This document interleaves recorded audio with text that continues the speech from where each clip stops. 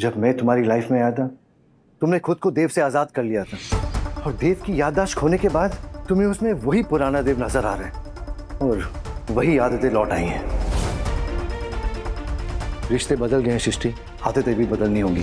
पुरानी आदतें पुराने निशानों की तरह होती हैं जो धीरे धीरे करके फेड होती हैं। And look, I am sorry, सारी बातें भूल जाओ, सब कुछ छोड़ दो, प्लीज अपना मूड ठीक कर लो। तुम्हारी आई साहब ने डिजाइनर के साथ अपॉइंटमेंट फिक्स किया है ना, चलो लेट्स गो फॉर दैट। आज मूड नहीं है, फिर कभी। डिगी साथ में टाइम स्पेंड करेंगे तो मूड ठीक हो जाएगा। मूड खराब भी हो सकता है एंड फ्रैंकली मुझे समझ नहीं आ रहा कि मैं तुमसे क्या एक्सपेक्ट करूं। तुम कब कहाँ क्या कह दो, बोल दो, कर दो, मेरा दिमाग खराब कर दो। I don't know. What's wrong with you? तुम मुझसे ऐसे बात नहीं कर सकते। ओह वाओ, तुम्हारा मूड, तुम्हारा टेम्पर तो तुम्हारे कंट्रोल में है ही, अब मेरा मूड और मेरा टेम्पर भी तुम कंट्रोल करोगी? हाँ, कभी कभी मुझे लगता है कि तुम मेरे साथ शादी करके मुझ पर कोई एहसान कर रही हो।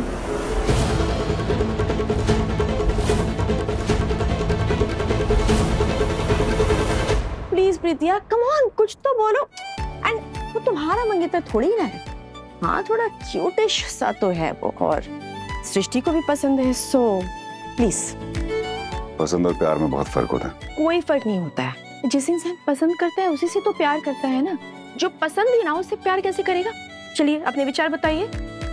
लोग प्रीति, दिग्विजय ने जिया और सृष्टि को तब सहारा दिया था जब मैं उन लोगों से बहुत अलग हो गया था, इनडिफरेंट हो गया था। और वैसे भी मैं दिग्विजय के बारे में क्या सोचता हूँ वो इम्पोर्टेंट नहीं है। सृष्टि और दिग्विजय एक दूसरे के बारे में क्या सोचते हैं, क्या समझते हैं, क्या इक्वेशन है उनका, वो इम्पोर्टेंट है ज्यादा। अरे तो दोस्तों, जैसा कि आप सभी ने देखा कि देव जैसा इम्पल्सिव इंसान काफी संभल कर पॉलिटिकली करेक्ट स्टेटमेंट दे रहा है। काफी बदल गया है मेडिकल कॉलेज वाला देव। वो क्या है ना मैडम, लाइफ में इतनी बैंड बजा दी है कि अब भी नहीं बदला तो जिंदगी से सीखा ही क्या। तुम क्या बोल रहे हो? ये क्या मतलब है इस बात का? इसमें एहसान वाली बात कहाँ से आ गई? तो सृष्टि की आवाज है।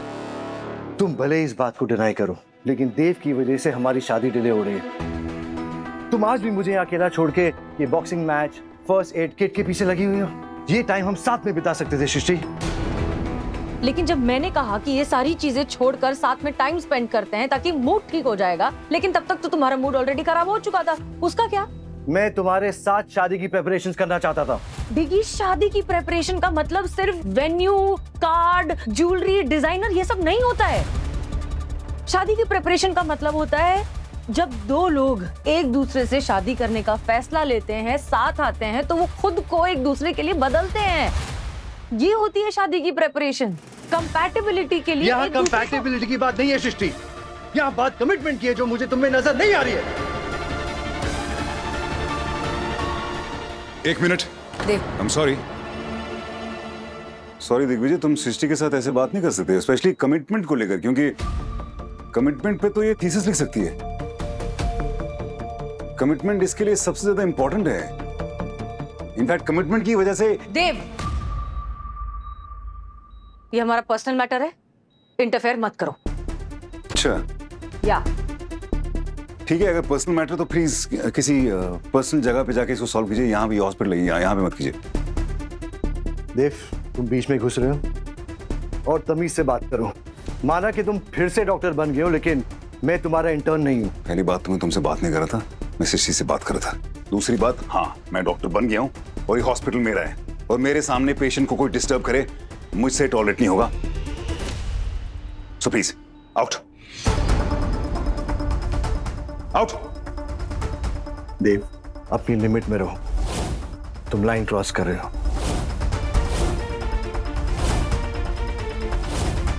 तुम्हें इस तरीके से बात करने का कोई हक नहीं है।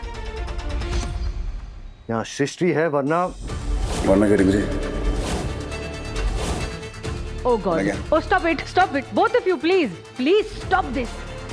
देव, तुम डिगी से ऐसे बात नहीं कर सकते। एंड डिगी, देव सही कह रहा है, वो बच्चा सो रहा है यहाँ पर, हमें हॉस्पिटल का डेकोरम मेंटेन करना होगा। प्लीज बाहर चल के बात करो। चलो चलो डिगी।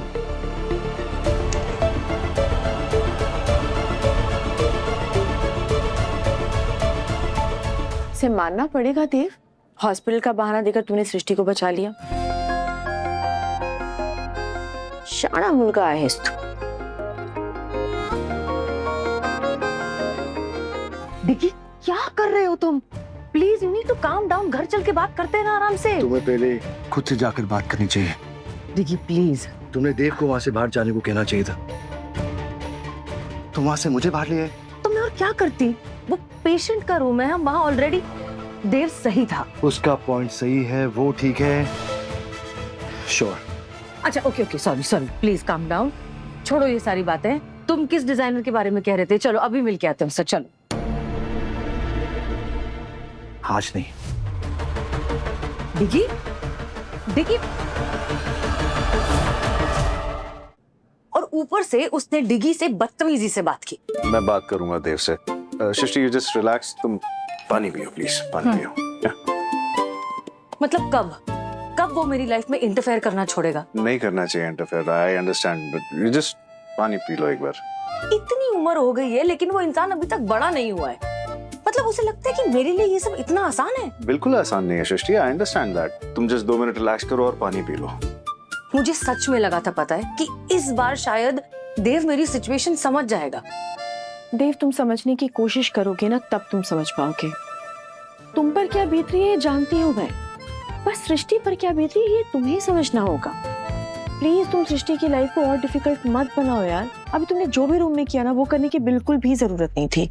प्रीति, जब बात सृष्टि की आती है तो फिर दिग्विजय का क्या हक था सृष्टि से बात करने का? क्या हक था देव को डिगी से इस तरह से बात करने का? कोई हक नहीं, तुम बस पानी तो पियो। अरे क्या बार बार पानी पियो पानी पियो? नहीं पीना मुझे पानी। ठीक है यार, नहीं पीना तो मत पियो पानी। बिना पानी पिए अगर रिलैक्स हो सकते हो तो प्लीज हो जाओ, ताकि तुम किसी दूसरे की बात सुन सको। प्लीज। सॉरी, पी रही हूँ पानी। Please sir. पर इतना तो मानते हो ना तुम कि देव को डिगी से उस टोन में बात नहीं करनी चाहिए थी। तुम सृष्टि से उस टोन में बात कर सकते हो? मेरी बात अलग है। मैं क्या? आगे बोलो। क्या मैं? तुम्हारा कोई हक था वहां पे?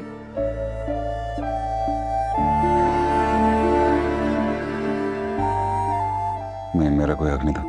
Then learn to deal with it, देव। पता नहीं सिचुएशन को डील कैसे करूं, यही मुझे समझ में नहीं आ रहा है। आई थिंक मैंने ये सिचुएशन ठीक से हैंडल नहीं की, मेरी गलती है। प्रॉब्लम को सॉल्व करने का पहला स्टेप ये है कि खुद को ब्लेम करना बंद करो। हाँ पर और सेकंड स्टेप ये होता है कि प्रॉब्लम को समझो। पता लगे बीमारी कुछ और है और इलाज किसी और चीज का चल रहा है। वो तो है और लेकिन तीसरा स्टेप ये होता है कि प्रॉब्लम के रीजन को पिन पॉइंट करो। वानी की लव स्टोरी को जिस चीज ने इम्पैक्ट किया था ना, तुम्हारी लाइफ को भी वही सेम चीज इम्पैक्ट कर रही है। प्यार।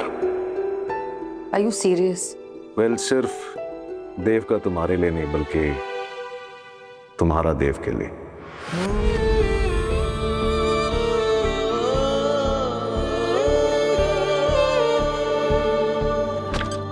दूसरा रूल क्या था?